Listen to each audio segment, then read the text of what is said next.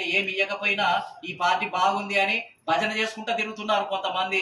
మొత్తం అన్యాయం చేసినా గానీ భజన చేస్తూ తిరుగుతున్నారు. ఎమ్మెల్యే టికెట్లు ఇవ్వకపోయినా భజన చేసుకుంటూ తిరుగుతున్నారు.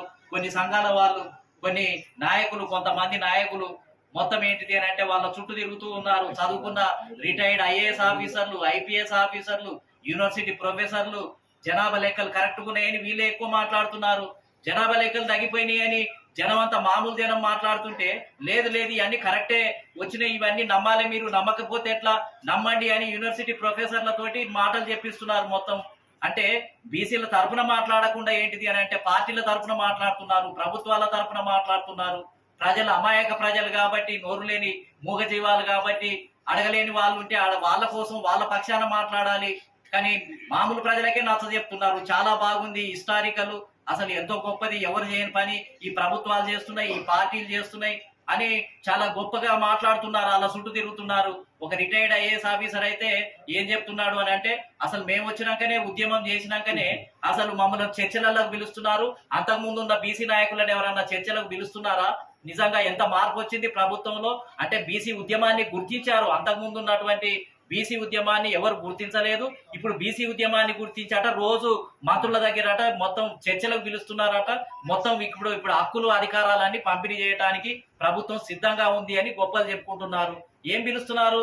భజన చేపించేయడానికే కదా. బాగుంది, ప్రభుత్వం మంచి పనులు చేస్తుంది అని వాళ్ళు పిలిపించుకుంటే మీరు ఆడికి పోయి మొత్తం ఏంటంటే సప్పట్లు కొట్టి వచ్చి జనాభా లెక్కలు కరెక్ట్ గానే ఉన్నాయి, కాంగ్రెస్ పార్టీ ఇచ్చిన మంత్రి పదవులు కరెక్ట్ గానే ఉన్నాయి, కాంగ్రెస్ పార్టీ ఇచ్చిన ఎమ్మెల్యే టికెట్లు కరెక్ట్ గానే ఉన్నాయి, అన్ని బాగానే ఉన్నాయి అని పొగుడుతున్నారు మీరు. దానికోసం ఏంటిది అని అంటే మేము ఎన్నడూ పోలేదు ప్రభుత్వాల దగ్గరికి మొత్తం. కాబట్టి ఇలా తీన్మార్ మల్లాన్ అనే వ్యక్తి కాంగ్రెస్ పార్టీలో ఉండి పాపం బీసీలకు అన్యాయం జరుగుతుంది అని ఆయన మాట్లాడితే పాపం ఆయన ఏకాకి చేసి మొత్తం ఐసోలేట్ చేసి మొత్తం ఆయనని ఇలా ఒంటరోని చేసేసి ఆ పార్టీ నుంచే బహిష్కరించడం జరిగింది.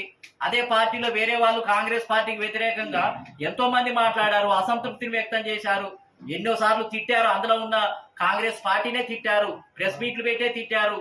మళ్ళా తెల్లారే వాళ్ళ కాంగ్రెస్ పార్టీకి పోతే తీసుకున్నారు, ఎమ్మెల్యే టికెట్లు ఇచ్చారు, వాళ్ళ మీద చర్యలు లేవు. కానీ ఒక బడుగు బలహీన వర్గాలకు సంబంధించినటువంటి వ్యక్తి తీన్మార్ మల్లన్న ఉన్నది ఉన్నట్టు మాట్లాడితే ఆయన మీద ఏంటిది అంటే కక్ష కట్టి వెంటనే ఏంటిది అంటే సాగనంపినటువంటి పరిస్థితి ఉంది. గుడ్డిలో మెల్లగదా తీన్మార్ మల్లన్న ఎటువంటి వ్యక్తి అయినా కావచ్చు, కానీ బీసీల గురించి నిఖరంగా మాట్లాడటం వల్లనే కదా ఇవాళ బీసీల చర్చ జరుగుతుంది రాష్ట్రంలో అని అంటున్నారు. అరే బీసీల గురించి అన్ని పార్టీలలో ఒక చర్చ జరుగుతుంది అని అంటే ఎవరు చేయటం వల్ల? మాలాంటి వాళ్ళు, అదే విధంగా బహుజన్ సమాజ్ పార్టీ లాంటి వాళ్ళు, బీసీ సంఘాలు, తీన్మార్ మల్లన్న లాంటి వాళ్ళే అడుక్కునే సంఘాలు కాదు. పోయి రోజు వాళ్ళకి మెమోరాండాలు ఇచ్చి బర్రెని ఇస్తారా, గొర్రెని ఇస్తారా, ఇండ్ల స్థలాలు ఇస్తారా, స్కాలర్షిప్లు ఇస్తారా అని అడిగే వాళ్ళ భయపడుతుందా? కాబట్టి తీన్మార్ మల్లన్న గట్టిగా అడిగారు. రాష్ట్రంలో ఒక చర్చ మొదలైంది. తీన్మార్ మల్లన్నెమ్మటే ఉంటారు కొంతమంది వచ్చి మళ్ళీ యథావిధిగానే తెలియనట్టే మళ్ళా ఆయన బట్టి కూర్చుంటారు, ప్రెస్ మీట్ లో మాట్లాడతారు, తెల్లారి మళ్ళీ ప్రభుత్వం దగ్గరికి వెళ్ళిపోతారు, మంత్రుల దగ్గర కూర్చుంటారు, ముఖ్యమంత్రుల దగ్గర కూర్చొని మళ్ళీ తీన్మార్ మల్లన్నను ఒంటరి చేయాలి, ఏకాకిని చేయాలి అని ఇప్పుడు బీసీ సంఘాలను దూతున్నారు. ఇప్పుడు మళ్ళీ ఢిల్లీకి తీసుకుపోతారు. బీసీ సంఘాలకు మొత్తం ఏంటిది అని అంటే ఢిల్లీకి తీసుకుపోయే కార్యక్రమం ఇప్పుడు జరుగుతూ ఉంది.